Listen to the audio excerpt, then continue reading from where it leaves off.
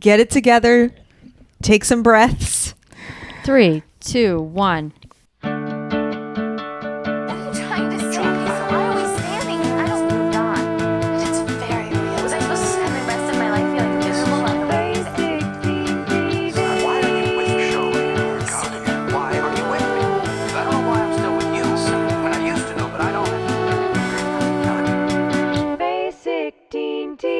Hey guys, what's up? We are Basic Teen TV. We're a weekly podcast where we talk about some 90s teen TV dramas. We are at the very end of Dawson's Creek. Almost, right. Nearly there. My name is Melissa. I'm Victoria. I'm Cindy. And tonight we're going to talk about episode 22, which was called The Abbey. And we don't know why. For no reason, yeah. They just pulled random names out of their ass. Yeah, I don't know if we've paid this much attention to the title of episodes, but I have, and I feel like for a majority of season 5, I don't understand what the title of the episode has to do with the actual episode. Little to nothing. Yeah. Listeners, write in if you know what an abbey is. Victoria has an idea, but if there is another meaning, what is an abbey? It's a house. What is an abbey, and how does it correlate to Dawson's Creek? It's a monk house. A monk house. For monks? Not for monks. For all of our listeners, that's what Cindy calls monkeys. Monks. They're little monks. Oh, I thought that's what you called chipmunks. Well, they can be. Okay. They could be monks too, but when I think monk, I think like a monkey. It's a house for monkeys. Yeah. Or monks. Like Buddhist monks? I have no idea. Okay, so we have Buddhist monks. Are there any other types of monk? Aren't there monks? I mean, there are different kinds of monks. There's more than just Buddhist monks. Yeah, there's like the Friar Tuck from Robin Hood. He was a monk. What kind of monk was he? He wasn't Buddhist. He wasn't Buddhist. He was like Catholic or something. What are the monks that do the Gregorian chants? Those aren't Buddhist monks either. Yeah, those are like Friar Tuck monks. Yeah. What is the Friar Tuck monk? I mean, I don't know. Well, this has nothing to do with Dawson's Creek. I know. We've already gotten off track. We're not educated on religion, so. But we are educated on lots of different types of monk, and we cannot figure out what the monks have to do with this episode. Nothing. Right. Yeah. Okay. So, I think the first thing we're going to talk about is Joey's dilemma with going back to Cape Side. So the episode opens up. Jesus Christ! Sounds like somebody's trying to dig through the wall into your apartment. But this is radiator. This is living in New York in a pre-war. These are the sounds you get. So we're just gonna talk through it, and it's probably gonna end up in the episode. So, anyways, we're gonna talk about first, like I said, Joey going back to Cape Side for the summer and her being really bummed out about it.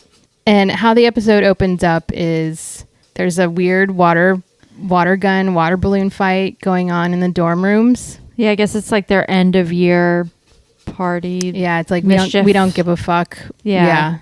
And Audrey comes running into their dorm room because some boys are chasing her with water guns, and fucking Joey gets hit with water guns. And they're packing up the room, getting all their shit together. Audrey convinces Joey to let her come to Cape Side for a few days before she goes out to LA. And then they hear a knock at the door. And so they think it's the boys with the water guns coming to attack them again. So they get their water balloons ready. They fling open the door and they just throw their water balloons without figuring out who's actually at their front door. And guess who it is? It's my favorite Professor Wilder. Yeah. My favorite hot boy. I wrote my notes. I was like, Professor Wilder is back. Yeah, we haven't seen him for a minute. Everyone's favorite adult fuck boy, Professor Wilder. Everyone's favorite 40-year-old fuck boy. He's back. Yes, he's back. But only for like a hot minute, just to tell Joey that that he has managed to get her published in the Worthington Literary Review, and then he's like, "You're a published author now. Congratulations!" And she's like, "Cool, thanks. I guess. What are you doing here? Why are you here?" Yeah. And the thing that was published was, I don't remember if it was a poem or a short story, but it's the one that she wrote at the beginning of the season called The Kiss. It was her short story. It was The Kiss. Kiss. Yeah. About. Oh, and he asked her like, how's that kiss sitch? And she's like, "Well, because we kissed." And then I went for like a much younger fuckboy. And then I sent him packing, and now I'm going home. Taking some me time. Taking some me time, which she doesn't want to do. Like, she's really bummed out about going back to Cape Side.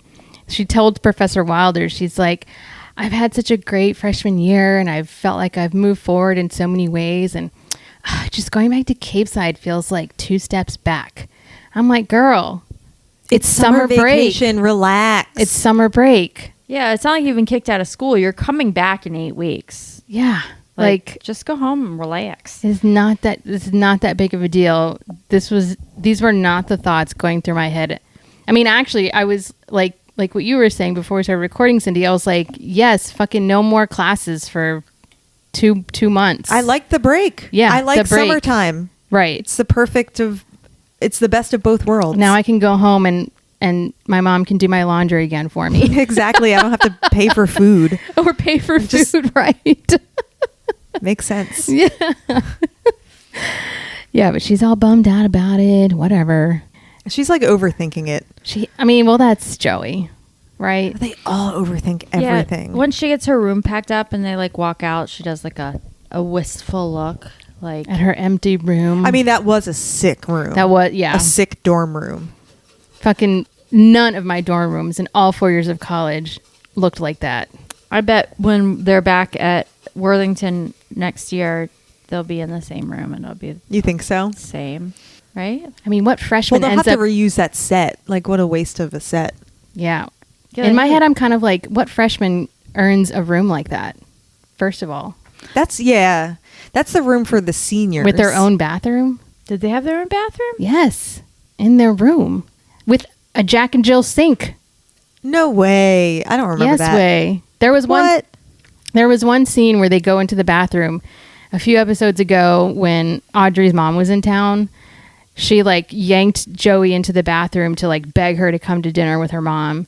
And she turns on the sink and I noticed that they had Jack and Jill sinks. What the hell? Like 2 sinks. Yeah. A his and a her, or her and hers. Who has 2 sinks? Joey. I have two sinks and counter space. And counter space. And those yes. beautiful windows. Yeah, and then they had those like stained Big glass bay window. Yeah.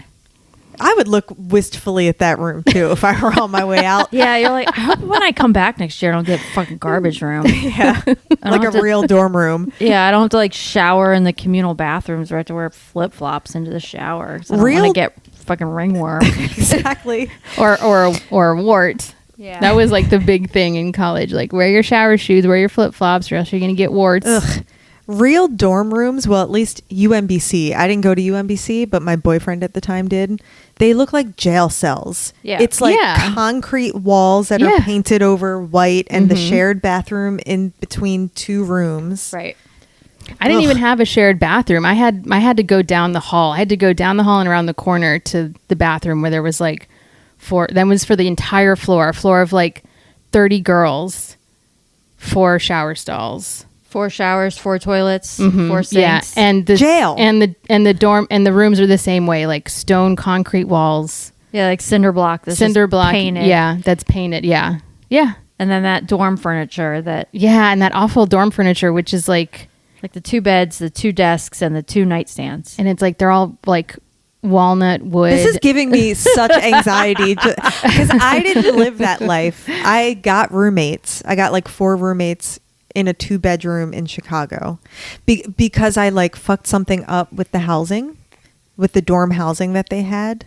And so I just had to find an apartment and find roommates. And then once I did that, my first year, I was like, oh, this is where it's at. Because I saw how my boyfriend was living in the dorms in UMBC, and I was like, be a little smarter. I don't know. You don't have to pay to live this life. You can just like find a place and get roommates. I did that too, but I stayed at home and went to community college, and then I went away to college. I was almost 21, so it was too late to live in the dorms. But and I got a nice apartment with a roommate, and I was fine. But what I realized was that I missed out on like making a bunch of friends. That's true. That's the upside. Because I think that's how because like everybody else that I met like had a ton of friends, and I'm like, how y'all make so many friends? I was pretty lonely for like the first 2 years in another city. Right. So I think, yeah, you miss out on like making all those friends. I was going to say, yeah, I met my best friend freshman year of college. And then like all the girls that I met freshman year, I still am friends with and I talk to. And yeah, I mean, I did dorm life all the way through except for junior year when I lived in the sorority house. Okay, so in dorm life, you wake up and then you have to poop. Mm-hmm. So you have to go, like you don't ever get to poop in peace, in solitude. Not in a dorm room, no. I will say though that Syracuse had apartment style dorms. We had 2 campuses. We had main campus and South campus, and South campus is where all the apartments were. And so, and those, this what I was talking about earlier about how these freshmen were able to score such a sweet dorm room. It's like the South campus apartments was for upperclassmen. Yeah. So that makes sense. So as a freshman and a sophomore, there was no way in hell that we could enter the lottery system and hope for it, but your chances of getting it were slim because juniors and seniors got first dibs on those. Mm-hmm. So I lived in the South Campus apartments senior year, and that's when it was a 3-bedroom apartment. It was like the biggest apartment I've ever lived in because all my other apartment living has been here in New York.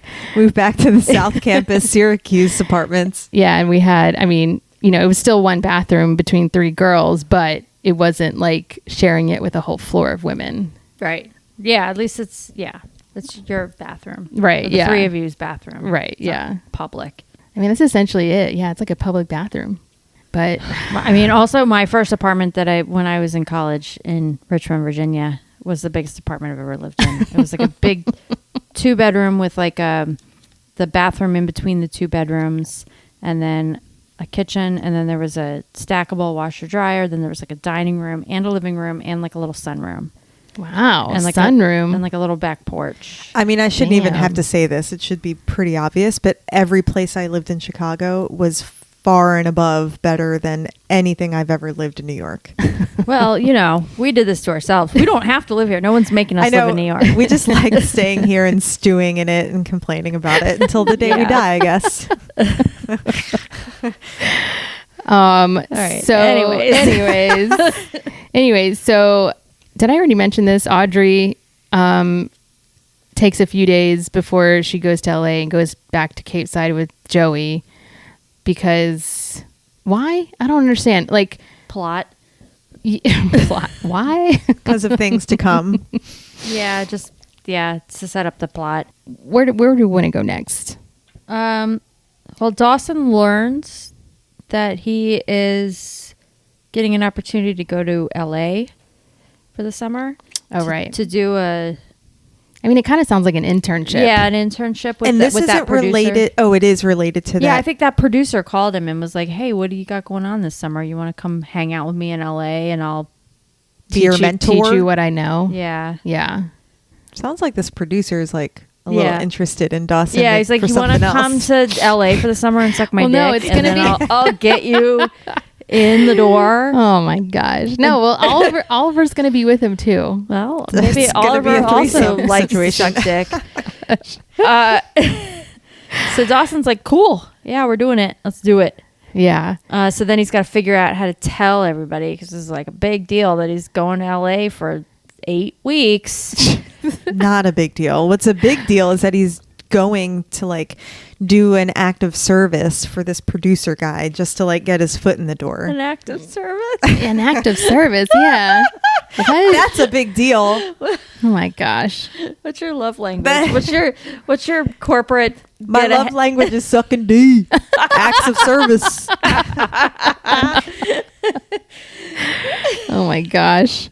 So when they when Audrey and Joey get to Cape Side, they run into Dawson almost right away, and Joey's like, "Hey, can you hang out with Audrey today?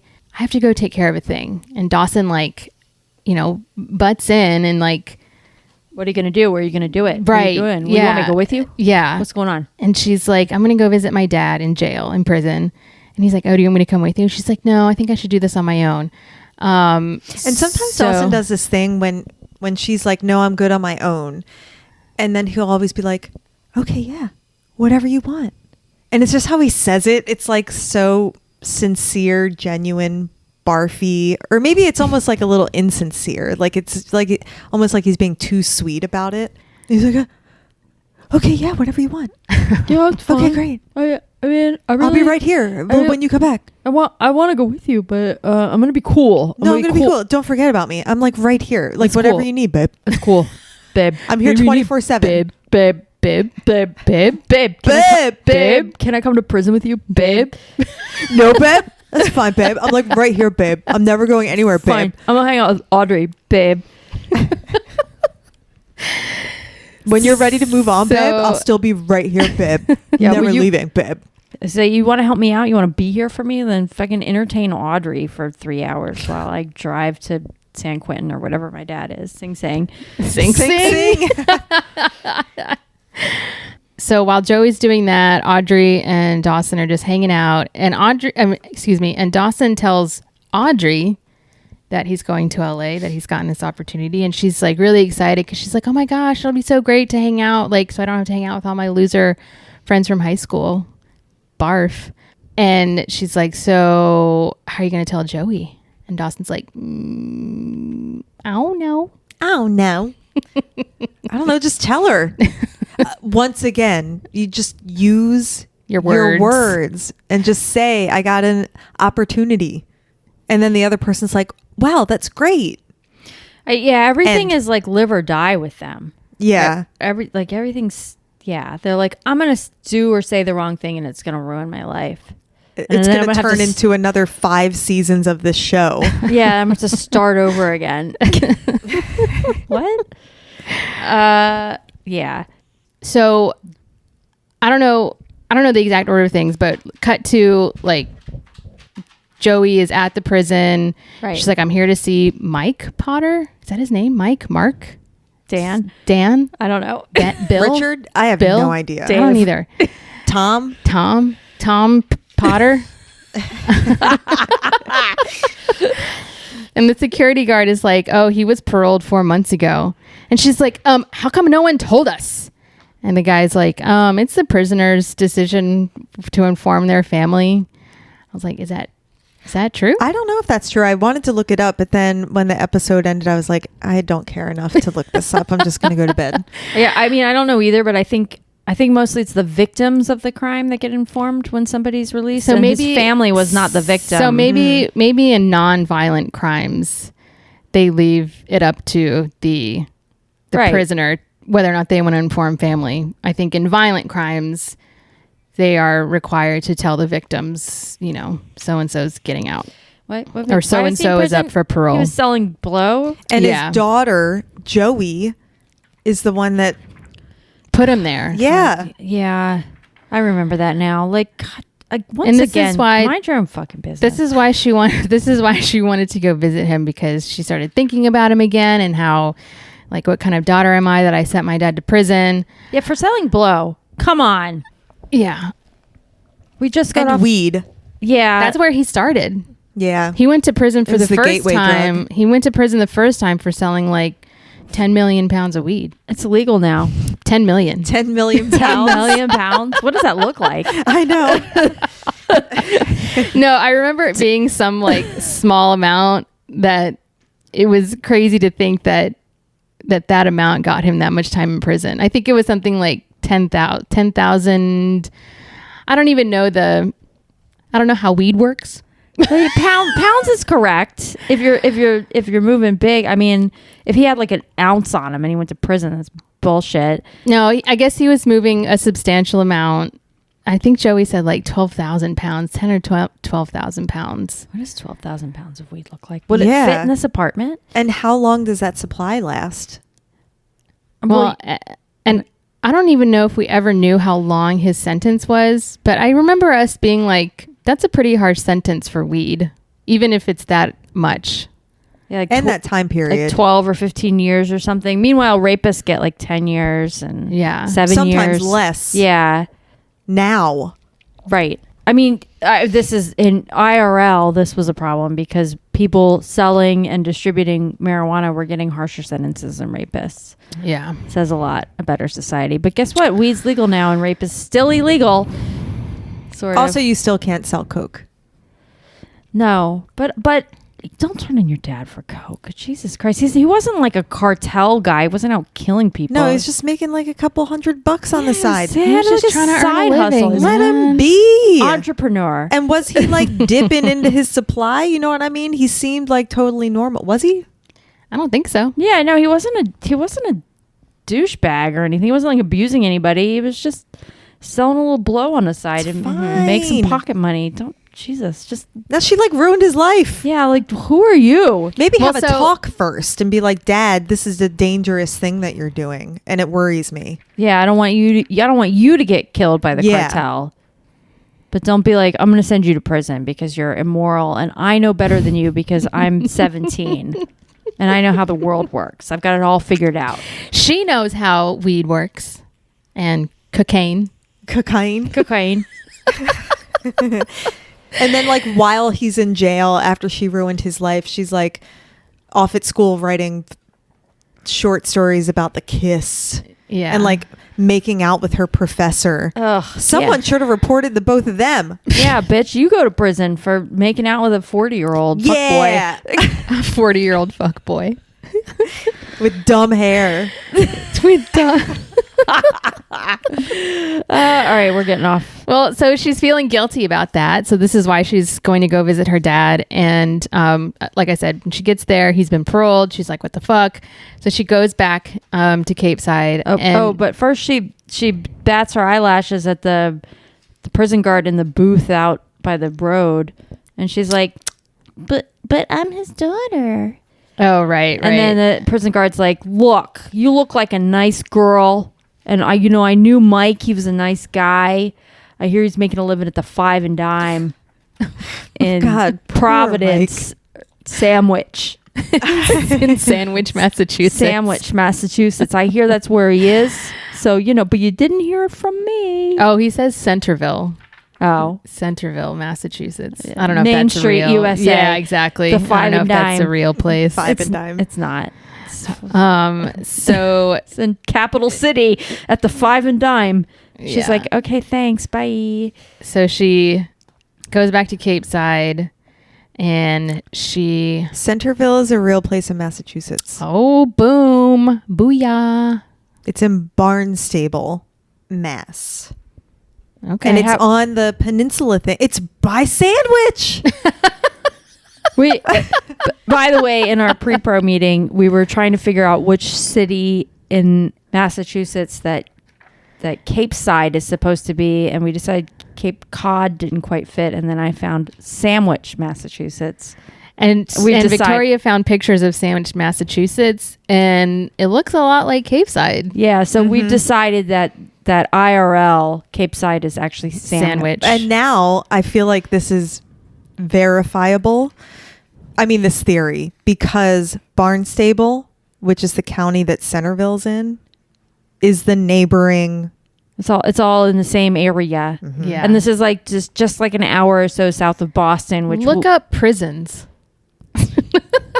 Where's the closest prison to Sandwich? How far is the prison from Sandwich? Hold on.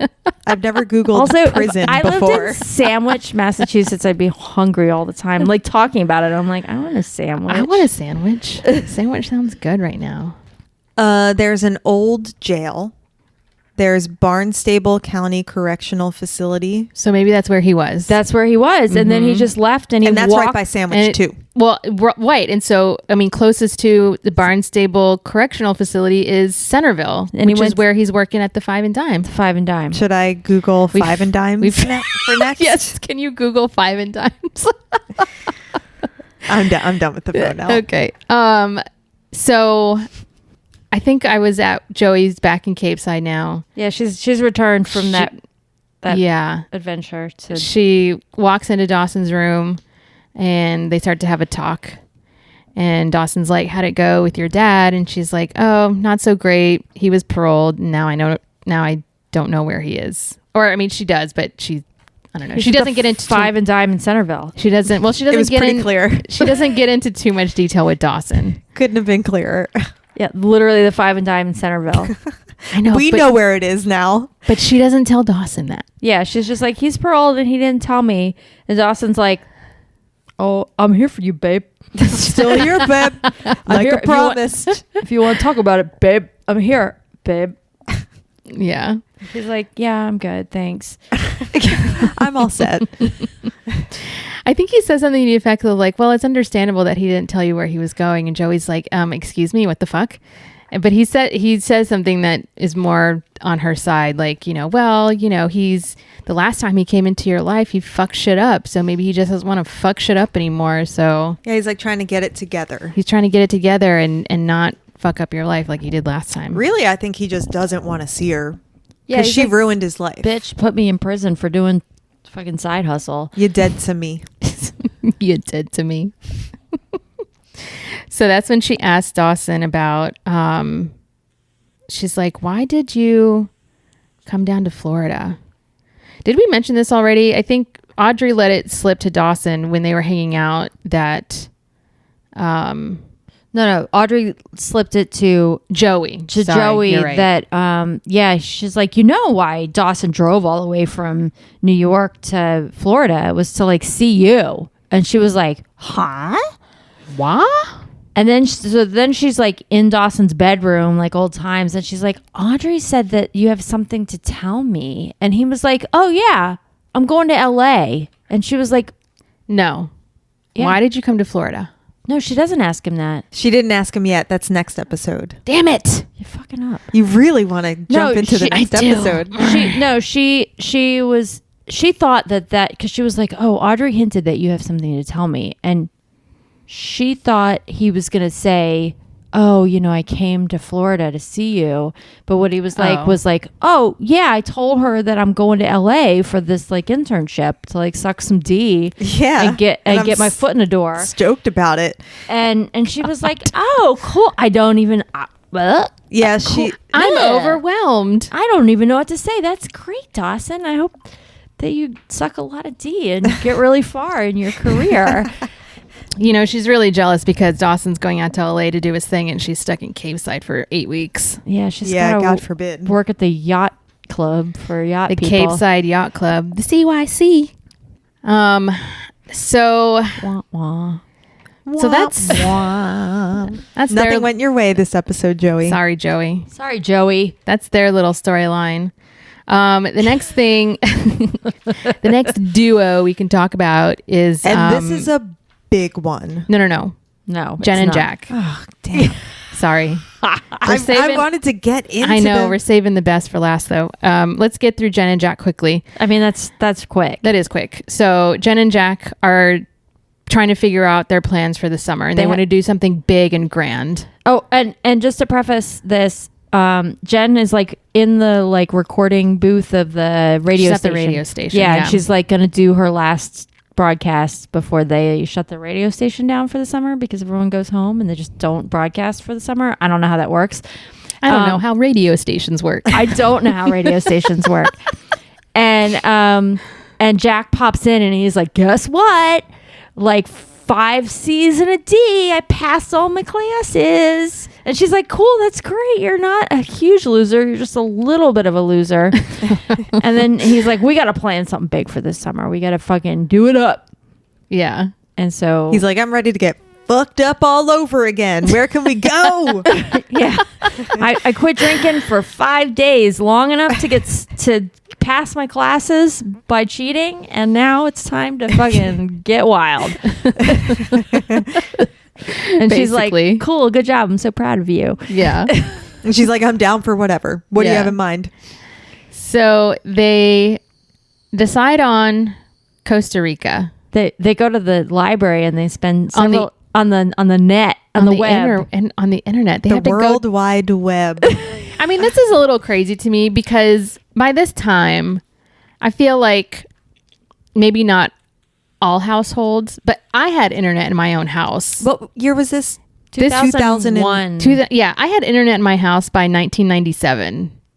I was in 11th grade. We certainly had a computer Yes. and AOL or Prodigy or whatever. And even if was. you didn't have internet, didn't you at least have your own computer as well? Like we were using computers was a before there house- was the internet. It was a house computer. Yeah, so it was like hard. Yeah. and it wasn't like I had my own. It wasn't in my room. It was like in the spare room. Yeah, and totally. everyone could use it. Right. I was living on my own at this point, but I had my own computer with dial-up. Yeah, I didn't move to New York till 03. That was when I got my first Wi-Fi. I just think it's crazy that Graham's never set up internet in her house and that there's no computer in their house, that they still have to go to the Like library. Grams might not know, but she has so many young people crashing there because she Why didn't takes the young in the people youth. set up the internet? Exactly. Exactly. I set up my own internet. I didn't have I didn't have the internet when I lived at home, but I'm also a little bit older than you guys, so yeah. But by the time I like went away to college, they were like, you're gonna need the internet to like get your course stuff, and you need like the school email address. And I was like, oh, okay. And I had the computer, and then I got the dial-up through the phone, and then my dad Through the landline. right. So then my dad would try to call me, and he couldn't because it would be like beep beep beep. 'Cause I was Yeah. on the internet all the time. It's funny. I was just talking to Steph about this on Thursday. We were talking about like the way back internet. Do you remember when like you're on the internet doing, I don't know what the fuck we were even doing. I'm talking like when I was in high school, and you would just like go into chat rooms and like, what were we even looking at? And then the reason why I would get online so late, I'd always wait until everyone went to bed, is because the minute someone would pick up the phone to make a call or a call came in, it would knock you off the internet. Do you remember that? I No. don't remember that, only because Your mom must have set up a feature because what? Like if a call came in, the internet would go down. no, we had a separate line for our dial-up. Oh, we weren't that bougie. We only had one line. I only had one line, but if a call came in while I was on the internet, the person calling just got a busy signal. Oh. There was no, I didn't get knocked off. I just didn't get calls. And then shortly after, I think I got a cell phone. So then it didn't matter. So then the landline just became for the Your internet. yeah. And then I moved to New York and lived with roommates, and the roommates that I lived with were like, we have Wi-Fi. And I was like, what is Wi-Fi? what? And they're like, it's Wi-Fi? wireless and we're all going to share it. And I'm like, All you Gen Zers listening to this, what's a landline? What's dial-up? What are these words? Oh my God, I can't believe that you would get kicked off the internet if a phone call came in. What is that Or if bullshit? someone else picked up like they probably can't even comprehend a human picking up a phone and it being connected to everything in the house. Yeah. let's move on. That was like we really got off on like a 20-minute Yeah. thing. So were we even talking we were about? talking about Jen and Jack, you know, since they made the decision to go to Costa Rica, they're kind of starting the planning, I guess. And Grams comes in and she's like, I got a call from Helen and Theodore. And Jack's like, who the fuck?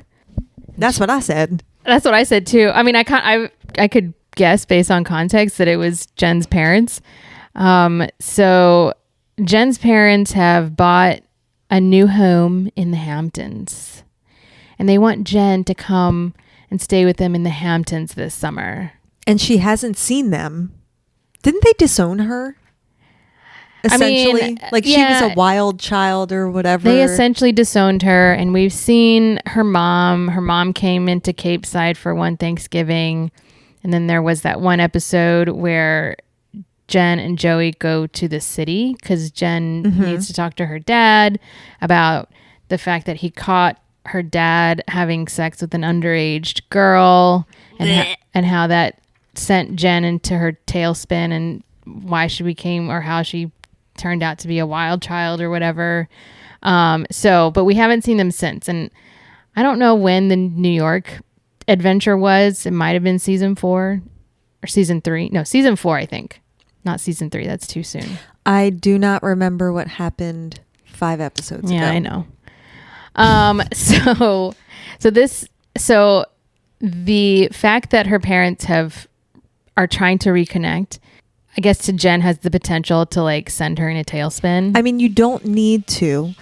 Wow, that's a really nice invite, but you don't have to spend the whole summer with your estranged parents. Right. You don't have to give up your Costa Rica trip. Do the trip, take a weekend, and see them when you get back. Done. Right. I mean, Jen is still conflicted about it. Jack tries to convince her to go spend time with her parents. But Grams comes in and she's like, Jack, there is no way that neither you nor I can fully know or understand the complications of Jen's relationship with her parents. And then she looks to Jen and she's like, if your parents truly love you, Jennifer. She always calls her Jennifer. It's too many syllables. Jennifer. If your parents truly love you, Jennifer, there will be other opportunities for them to show you, for them to prove it to you. With meaning, Grams is being like, Jen, go to Costa Rica. Like, Yeah, you can connect with your parents when you get back. yeah, right, exactly. Yeah, they can't just like swoop in and demand that she spends the entire summer.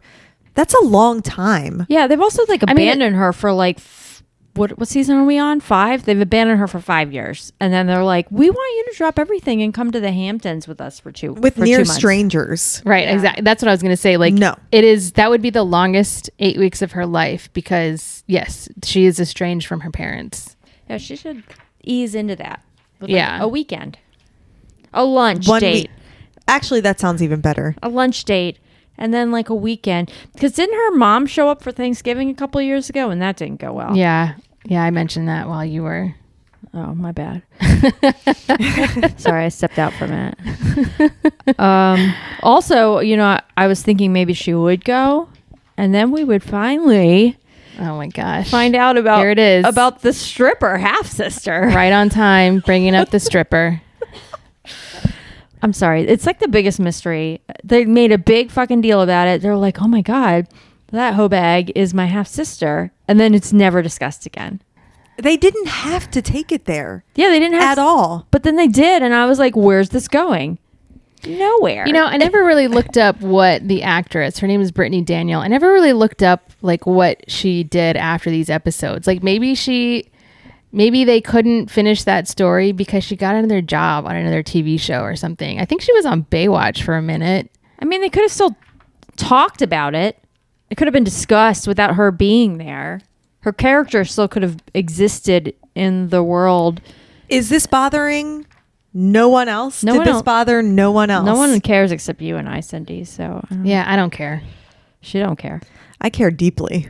I'm also still very concerned about Jack and Andy's mom, who's been All of our locked away in a bedroom. Storyline number 2, right on time. And that Andy, who that like disappeared to Victoria and Cindy always to bring up. Italy 3 years ago and has never been mentioned. Yeah, like how again. are they doing? We know I don't think that the Andy- dad died. Andy doesn't need a finisher. Like we know that she's out in Italy doing her thing. Yeah, but those I can parents I had can been locked- understand. the I know. mom was I can locked away in that understand the questions bedroom. about the mom, and I can understand the questions about the dad.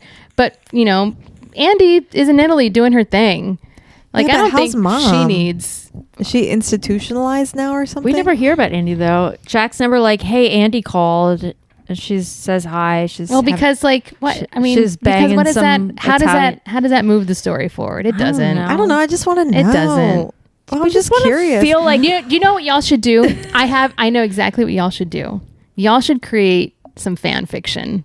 Y'all should finish the story of the stripper. Y'all should finish the story of Jack and Andy's parents. If you want to bring Andy back from Italy, you can do that. No, But- here's what I want. I want the writers to take some goddamn accountability Right. and finish this Now storyline. I understand why all the characters in the show are so pressed. Like, if they don't like say what they have to say before everybody goes away for summer break or whatever, that it's never going to happen. Because we'll never see them. Because ever out of again. sight, out of mind. It's like if you're not there in the presence of these characters, they forget that you exist. Yeah. Well, yeah. Well, I mean, come on. I don't forget. We've already established that all these people are remember you. self-centered assholes. There's some Do-ba-da-ba-ba, will you remember me? And during the song, No, there's no. like a montage of the stripper and With like that song in the background. Dawson crashing the boat into the dock because he's getting a blowy from the stripper into the Cape Side gas station for boats. Mm-hmm. And then we slowly crossfade to Jack and Andy's parents, because we got to include them, right?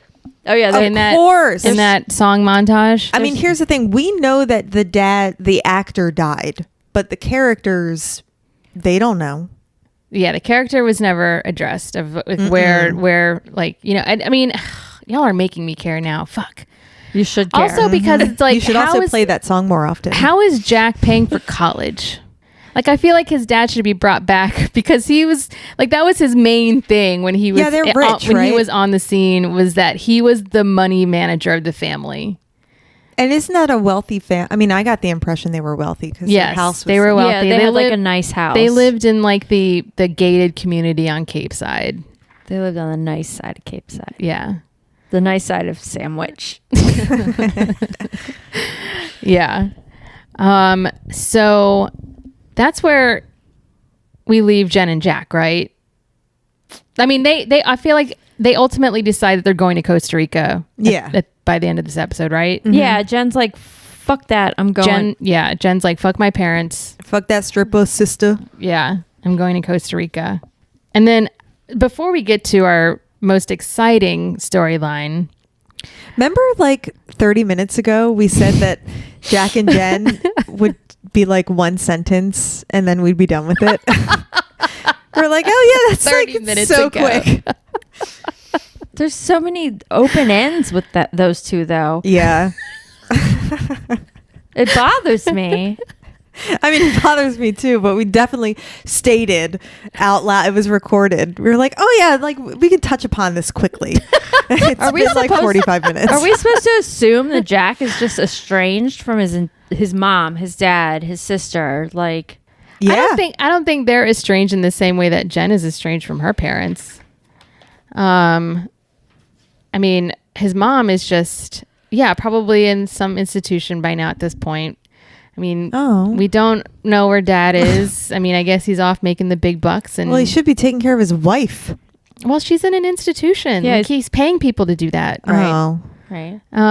And then Italy, and then Andy's just like living her life in Italy. I'd like to know what she's up to. I mean, I just want some updates, you know? Okay. Well, Maybe Andy is, what was that? The Amanda, What? the chick that was the American chick that was accused of killing Amanda her. Knox? Yes. oh. Yeah, maybe she's in jail in Italy right now. Maybe Andy is like Amanda Knox. Oh, yeah. See, fan fiction. You guys can do it. You guys can do it. Yeah, maybe we could. Yeah. Anyways, before we get to the main story, or what we viewed as the main most interesting storyline in this episode, I don't know. Do you want to talk about Dawson at his dad's grave? Mm-hmm.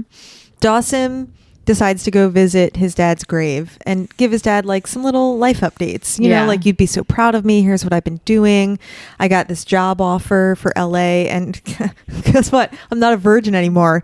It was Jen. And he said it just like that. And I was like, ugh. Like, if your dad was standing right in front of you, would you just jump in? Because he really opened with, I'm not a virgin anymore. But he should have been like, I'm not a virgin anymore. I got my DS by a stripper, and Mitch was No, alive he for that. doesn't- Mitch was alive for that. Yeah, Mitch was alive for that. And I also don't think that Dawson considered that losing his virginity because that was not vaginal intercourse. Full Right. P and V. Right, exactly. Yeah, so he just like launches into this update with his dad's grave. And he's like, I'm not a virgin anymore. It was Jen. You would have been so proud of me, Dad. Yeah, I totally boned Jen. I boned Jen a lot. Oh, and by the way, I boned this total rando chick a few weeks ago. Yeah, this 30-year-old film critic I'm in like Boston. so not a virgin anymore. Like, yeah, boned Like two whole really chicks. not a virgin, I'm Dad. such a slut dad. I'm a huge slut. You proud? I'm a fuck boy. I'm a fuck boy. Full-fledged.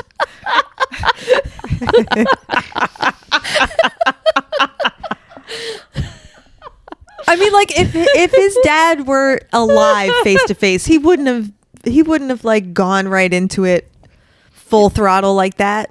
Well, but he's not alive. He's talking to a fucking That's true. Granite so he can Fucking like stone. headstone. Yeah. reveal it all. Yeah.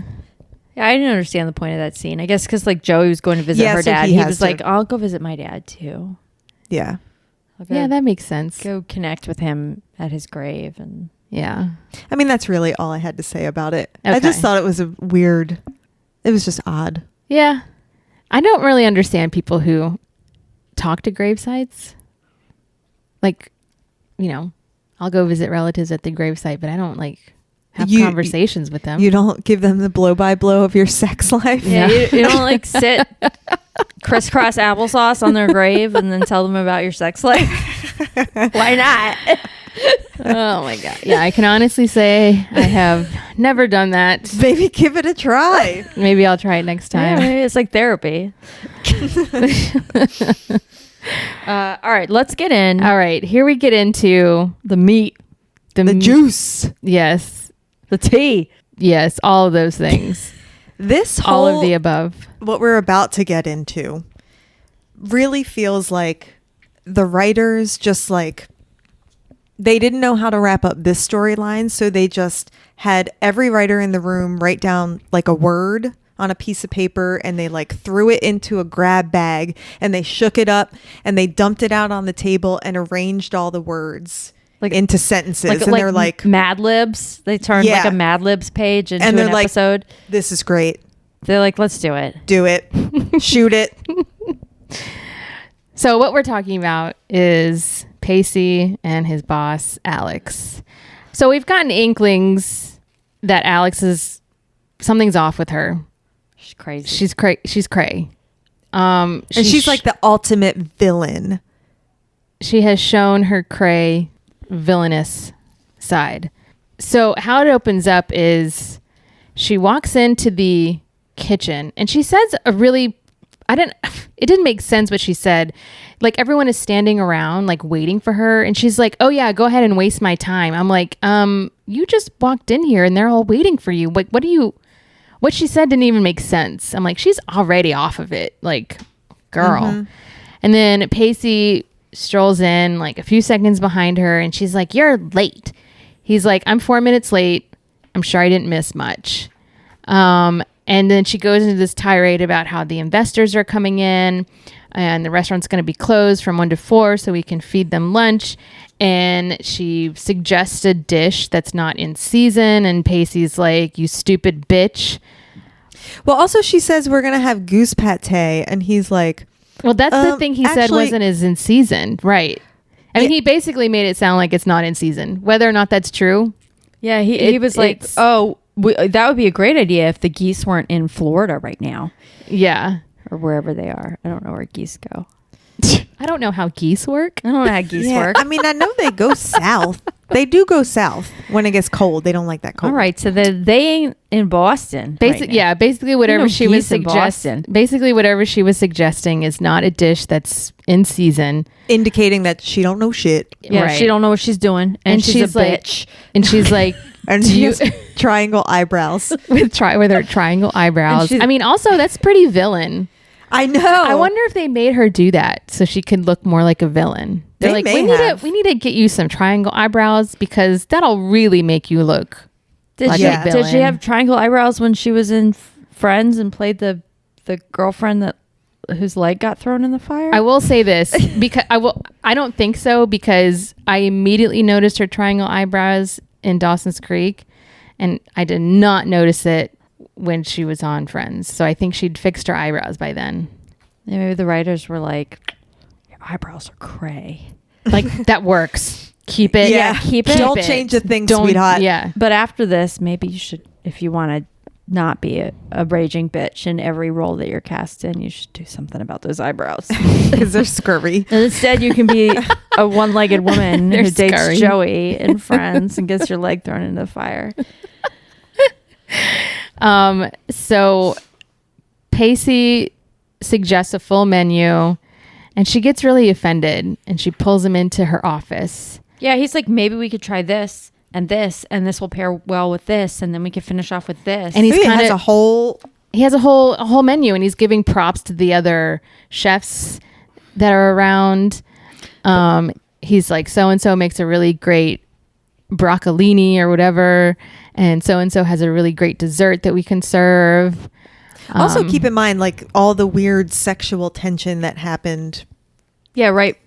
before this, like 2 nights ago or whatever. Yes, exactly. You're right. Yeah. I think it was like the night before. I think it's part of the reason why he's late, because he's like, Yeah, fuck he's you. like, she came over at 2 a.m. She fucking. Yeah, you can't pull this shit on me and then expect me to show up like at 9 a.m. sharp for a staff meeting. Like, what sort of respect do you think I have for you? right. None. None respect.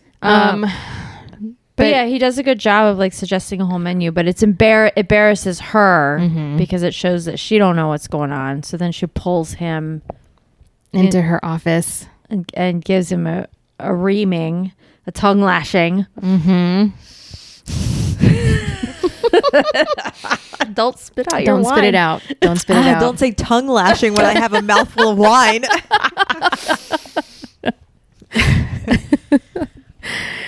Yeah, and Pacey's just like sarcastically grinning at her the whole time that she's giving her this tongue lashing.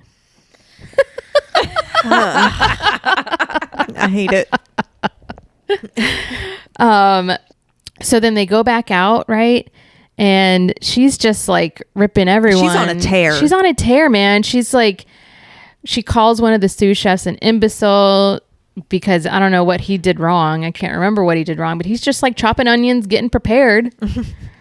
And then she goes over to like the silverware and she's like, did someone spray something on this? And the girl turns around. She's like, no, like what's wrong? She's like, do you have allergies? She's like, I don't think so. She's like, I suggest you go see an allergist. And hey, guess what? You have plenty of time to do that because you're fired. Yeah, because there was like spots on the silverware or something. Yeah, like someone hadn't polished them adequately. The villains in Dawson's Creek, I've said it a million times, they're just out of control. They're way over the top. I mean, this one's over the top. This one is way Yeah, there's over the no top. subtlety. There's nothing for you to read into. It's just in your face. This Bad person, guy. This person sucks. Yeah, this person's mean. Yeah, in case you're dumb, this person Yeah. sucks, and we don't like them. We don't want you to miss it. They're really mean guys. So And Joey and Pacey runs over and she's like, hey, look, she's a single mom. She's working 3 jobs. You can't fire her. Like, you know, have a heart, basically. And Alex is like, I'm the boss. Fuck you. And also fuck you too, Maria. I think her name was Maria. Yeah, she was like, Maria, I'm really sorry about your circumstances, but I don't give a fuck. See ya. Bye. And she's like, but stay and finish this dinner or this lunch that we're doing for the investors, and then you're fired. Yeah. Which is also a dumb thing to do. Like, don't they're gonna fucking fire Like, somebody you're gonna and then, pee all over the silverware. You're going to fire me and then and then expect me to continue this shift? yeah, like, finish fuck out you. your shift and then No. you're done. No. Anyways, so now we get to the investor lunch. Everyone's there, and she's like, "We're starting out with whatever it is that Pacey suggested." Yeah, like some sushimi or something. and appetizer. and like no one's coming out to serve, and it's like a shit ton of investors too. Yeah, there was like a couple dining hall. Yeah, there was Yeah. like a dozen guys at this like long table, and she's at the end of it. Yeah, It's like all old white men. I saw 1 or 2 women. But so no one's coming out. She like snaps her fingers and she claps her hands, and she's like, Which also, if you have these investors, I don't know, that's not a good look. also To be like, Yeah, hey, Help, hey, help, where are minions, you? get out here, clap, clap. not a Get- good look. I don't know how investors work, but I don't know how they work either. but I will say this, like, I don't think that as the manager of this restaurant that she would actually be sitting down with them. She would just be walking them through this menu. And they wouldn't be at one long dining table. They'd be in the restaurant as the restaurant is. She would just, during a normal service. Doing a normal service. Exactly. Like, I mean, it might be a little more set up in the sense that it is a set menu, but she wouldn't sit down with them and eat with them. No, she should be acting like the manager of this restaurant and managing. So no one comes out. She like bursts into the kitchen and she's like, what the fuck is going on? And the imbecile sous chef that she yelled at is like sipping on coffee. And he's like, oh yeah, Pacey took all the food to like a homeless shelter. She's like, what? And Maria's back there, and Maria's like sneezes, like does a sarcastic sneeze or something. All over the silverware. Yeah. And then the next thing we see is Pacey comes in with like a stack of like 6 pizzas, and he like he goes right over to the investors and like starts handing them out pizza. And this old white guy stands up and he's like, what's going on? And Pacey's like, this is a coup d'etat. And then starts to read this letter about how awful Alex is. Yeah, like runs down the whole fucking thing about how toxic she is and how incompetent. And what a shitty fucking manager and human she is, and that they are investing poorly if they invest in her. Right. And then he like hands out the pizza and they're like, cool pizza, and they're like real grabby about the pizza. I know. I noticed that. Well, they were hungry. Yeah, they were like, they came hungry. We didn't fucking eat before this. Give us a pizza. They're like, she's fired. Crabby with the pizza. And give us a pizza. And then the staff kind of, they take their own pizza and then they walk out. And while they're kind of walking out and while the investors are kind of sitting there stunned while Pacey's handing out pizza boxes, Alex starts to say how Pacey is like crazy and he's like mentally unstable. And, these views that he's just expressed are not the views of the rest of my staff, who I can assure you, think that I am a wonderful manager. And then the sous chef that she called an imbecile is like, no, we all agree. We hate you. Yeah, we all agree with Pacey. Like, we signed on to this letter that he just read. So yeah, you suck. And like cut to, it's like the end of the night. I don't know what she was doing there that late. Like, and where was Pacey? Well, they all left. Where'd he go? Because he goes back to his car to leave. And she comes out of the It's night time. It's night time now, yeah. And she comes out of the restaurant. I mean, she's like putting the chairs away and breaking down the massive dining table. No, I'm just making guesses. Oh, okay. I don't know what the fuck she was doing in there this whole time. That's what I'm saying. Like, the restaurant shut down. The whole crew's gone. So she was just like putting tables away. Well, yeah, no, I guess that was my question. Like, why was she still there that late? Like, what does she have to do? Like, I mean, maybe all those investors are like, you suck. We're going to go to corporate and tell them about this. Yeah, because also I wasn't sure. Like, that opportunity for her was to open another restaurant in Philly. In Philly, yeah. But I didn't know it had any sort of like say in the current, what's the place called? Civilization. I didn't know it would affect civilization, but apparently she's done. This is it for her. She doesn't have civilization anymore. Yeah. Like the investors are corporate. Like, it's confusing because, maybe they were from corporate and she needed to convince them to be like, look how great this restaurant is. We should open more of them in other cities. Yes. And then they were like, well, you're not even doing this one very well. So you're done. So not only are we not opening more in other cities, but also you're fired. Right. And we're taking our pizza. Right. So and we're going to take our pizza and leave. So I guess how it might have worked is that the investors crazy. The investors were like, investors went back to corporate and were like, this civilization in Boston like doesn't have their shit together. Like, we're not going to help you guys open up another location in Philly. And so then corporate called Alex and was like, what the fuck happened? Okay, you're fired. So maybe that's why she was in the restaurant the whole time. She was taking like all her paperwork. Mm-hmm. She blew it. Yeah, she was getting her own tongue lashing from corporate. But what was Pacey doing this whole time? Because it was he the was end just of waiting. the night. He was just waiting by his car. He waited by his car the whole time. Damn. Yeah, why? Why? The investors came for lunch. They did come for lunch. Like, I know. I mean, the restaurant usually closes. Like she's done at midnight. Is it midnight? No, I don't think it's supposed to be that late. No, because they didn't have dinner service. They had lunch. But right. it's They had sundown. lunch and then It's sundown, but it's spring. Maybe it's so it's like 7 p.m. Yeah, so maybe I was going to say like 8 or 9. All right, so it's like 8 or 9, and Pacey's just who knows? None of this is meant to be explained. She leaves and Pacey's outside, and then he goes to get in his car and his car won't start. She's like, come on, get in my car. I'll give you a ride home. after they have a talk. Yeah, they do have a And little he's bit of a basically talk. like, you're an asshole, and He's she's like, like, why are I you, know. Pacey's like, why are you so crazy? Yeah, She's but like, What's I your don't know. problem? I don't know. And she's like, yeah, I really don't know. I don't know. I've always been like this. I don't know what my problem is. I don't know why my eyebrows are like this. They just are. I can't help it. Right. So then that's when Pacey gets into his car and it doesn't start. And she pulls up in her little Porsche and she's like, come on, I'll give you a ride. It's just down the street. Or, I mean, she implies that it's a quick ride. And he gets in the car and then they start talking. This is when chaos ensues. No, but Yeah. and that moment in my head, that moment, I was like, there's a lot that's gone down between the two. Do not get in a car with her. That's the same thought I had. She is going to kill you. I was like, if this was a different TV show, although I wasn't far off, if this is a different TV show, she's going to murder you. Don't get in a car with her. Just call a cab. I know there's no Uber yet, but you can get a cab. You can get a cab, or I think it was like a 10-mile walk or something. They implied it's too long to walk. Walk. 10 miles. Don't get in the car. Yeah, he could have get a bus, something. Take the T. You're in Boston. I think he mentioned the bus.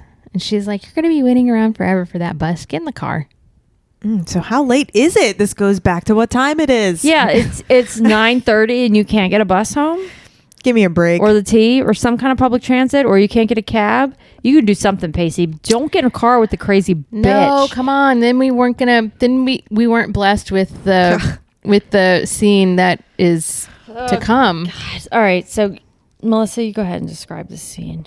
I don't know if I'm going to describe it very well because I can't really remember like what. So I mean, they have a little heart to heart. They have a little heart to heart, and Pacey's just really trying to figure out like what the fuck is wrong with this woman. And then she starts talking about what she thinks is wrong with her life. You know, the fact that she like, I don't ever think she says she's divorced, but I mean, she said when she entered the scene that she just got out of a serious relationship and it ended really badly. And she's like, I'm going to end up fat. I'm going to end up like, she says fat a lot. 400 pounds, like living in an apartment by myself with like all these cats. And then I'm just going to like go crazy. I'm like, girl, you are already going crazy. You're already there. You're already there. And while she's talking, she's like pressing the gas. And like they keep doing close-ups on the speedometer. They show the speedometer and it's like getting up close to 80. What really like, I mean, it's going to sound weird for me to say this, but it's so unrealistic that she is speeding down city streets like this. Like, why didn't they put them on the highway?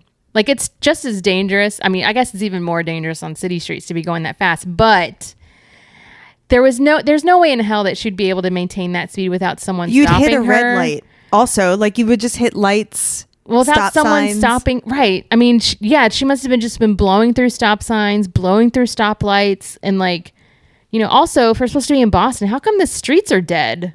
Yeah, and if it's only supposed to be 8 or 9, I got the impression that they were like immediately in the suburbs, and she was like tearing through suburban streets. Yeah, and it keeps cutting at her face, and she's like talking about she's like, well, I guess I could just apply for a job doing, I can't remember what it was. She's like, oh, wait, but I won't get it because I'm incompetent. Remember, you wrote that in your letter. And then it does another close up of the speedometer and it keeps getting higher. And then it cuts to Pacey and he's like, what the fuck? And I'm like, what the fuck? Where are we going with the scene? Also, Pacey wasn't wearing his seatbelt this whole time. He puts his seatbelt on halfway through the ride. Well, because she like tries to go around this car as she's speeding. And then it's like, and it's all it's shot all crazy. I mean, why isn't Pacey putting his seatbelt on as soon as he gets in the car? Like, come on.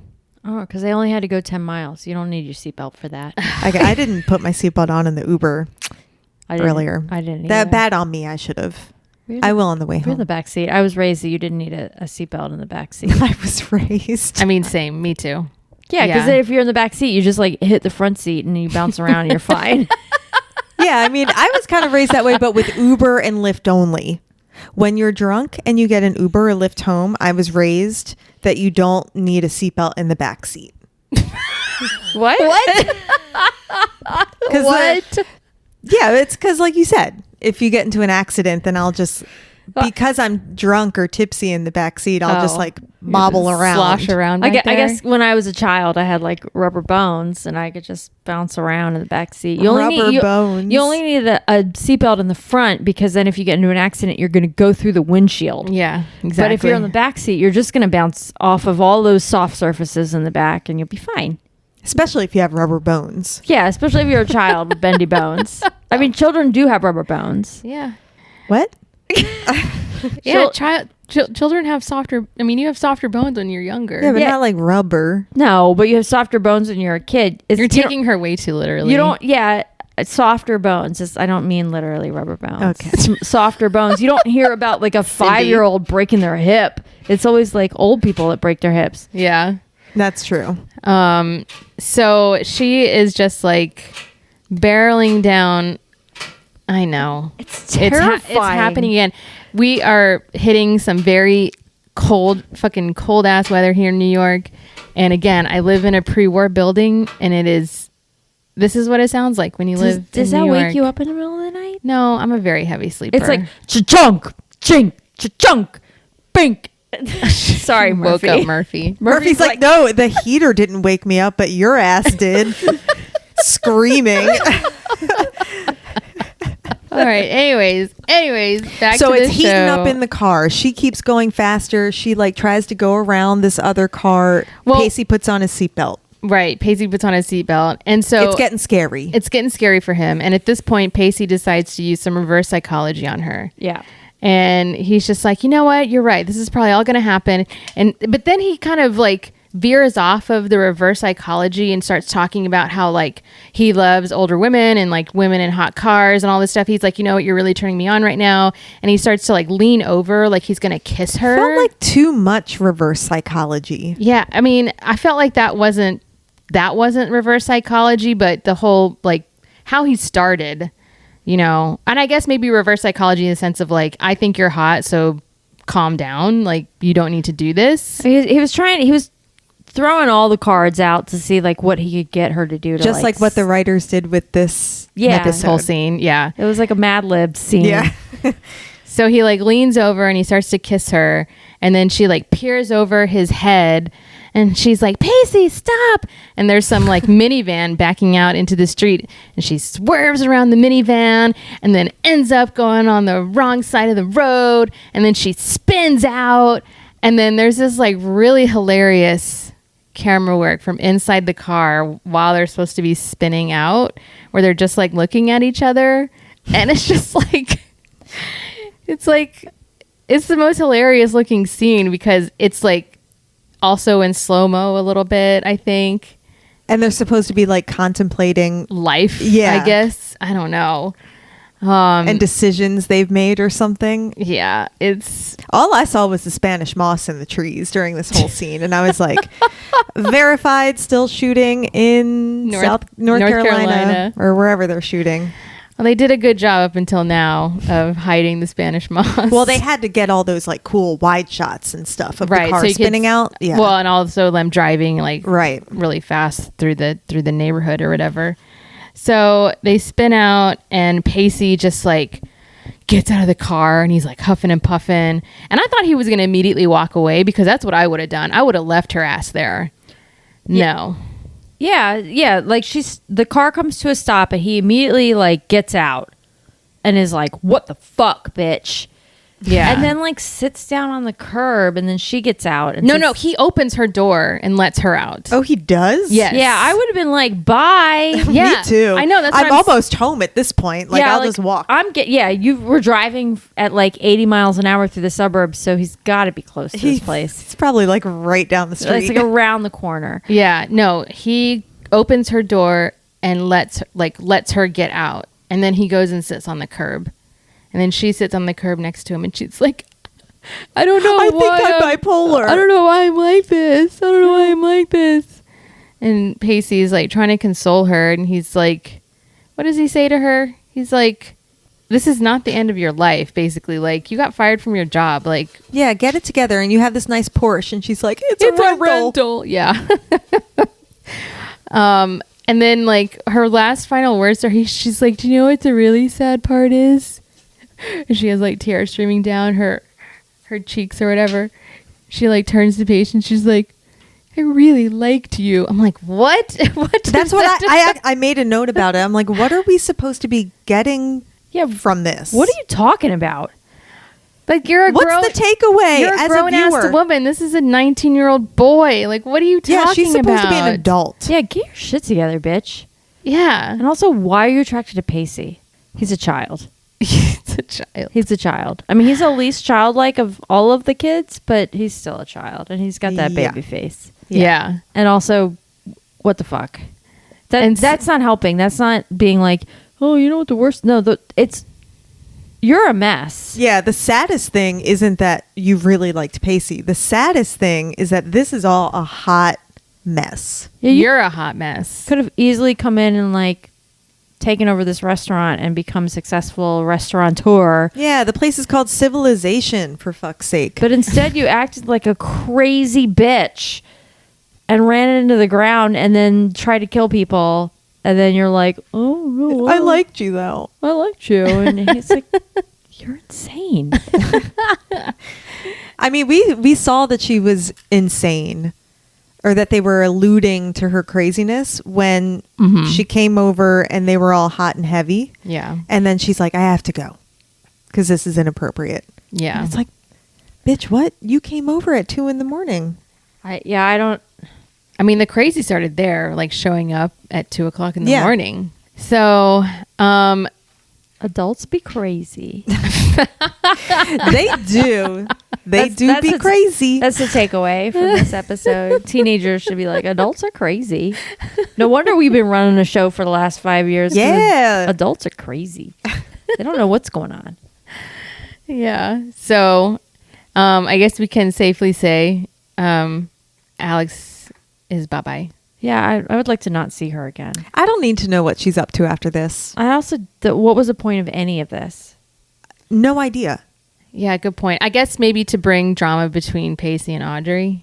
Did we need to go that far into chaos to bring drama into Joey and Audrey? And did we also need to go down the road of adult women seducing seducing teenagers, which is was that necessary? Reoccurring theme. Was this a thing in the 90s that I don't remember? I don't remember getting seduced by an adult when I was a teenager in the 90s and 2000s. Me neither. Talked about this before. We have talked about this before. Drop names. I remember teachers doing inappropriate things with students in middle school and high school. Not with me. They didn't want me. I never heard of anything when I was in middle school and high school, but this was like when Pacey had the affair with the teacher in season 1. It was like season 1, episode 1. Yeah. That's how the show opened. That's when we determined like that's when the Mary Kay Letourneau shit was going down, or like part of it was going down or something. Yes. So I think they were writing those. But then they just stuck with it. They really do seem a little obsessed with that dynamic. Yeah, but I don't want to assume anything of these writers. There is someone on this show that's obsessed with the older woman, teenage boy. Also, older man. We've had one older man, young woman. Yeah, one.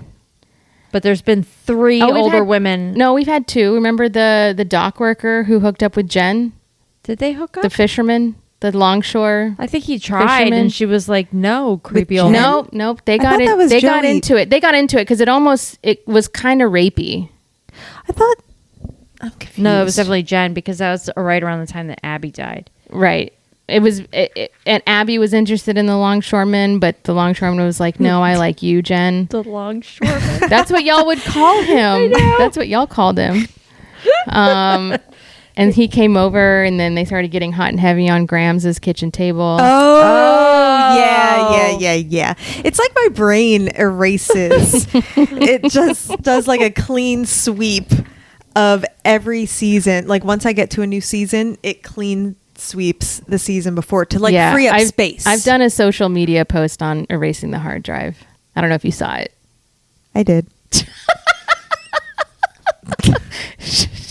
She's like, I think I did. I could see it in her face. I definitely did. I mean, you liked it, so I don't know. Anyways, all right. Well, that was episode 22. Oh, we wanna- that made me sad. We want to thank Anyways, we want to thank all of our basic bitches for listening.